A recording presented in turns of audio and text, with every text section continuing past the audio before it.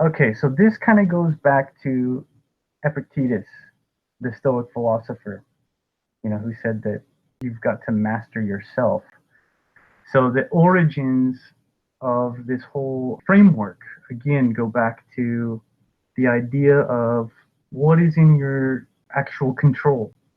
I think social media nowadays and the news and all kinds of things have a lot of people focused on things outside themselves and things outside their circle of influence, like well outside. And there's nothing wrong with keeping tabs on people you care about, but a lot of times it's energy wasted if you're constantly bombarding yourself with bad news and horror stories of stuff going on far away on the other side of the world that you can't do anything about.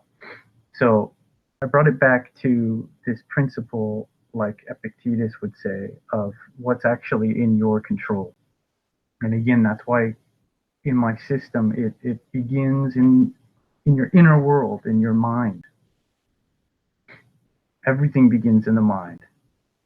So it starts with your beliefs, your self-talk, your spiritual connection, your certainty, and your purpose, if that's something that you have thought about and meditated on. And so I hope with this chart you can kind of see how not only does one flow to the next, but they're kind of nested within almost a hierarchy. But again, I don't want to say that any one is more important than the others because they're all equally important. But I believe that you have the most control over the ones closest to the center. It actually, the mind is a near impossible animal, to get full control over, but you are the only one who can control your thoughts.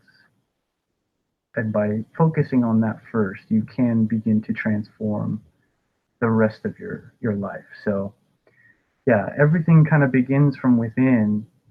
And I believe if you start in the mind and in your spiritual connection, then you can begin to expand outward and you can have a more powerful influence over the body. Then once you master your body, I mean, the truth is, yeah, if you're in horrible health, then you won't be able to go to work, right, and create wealth.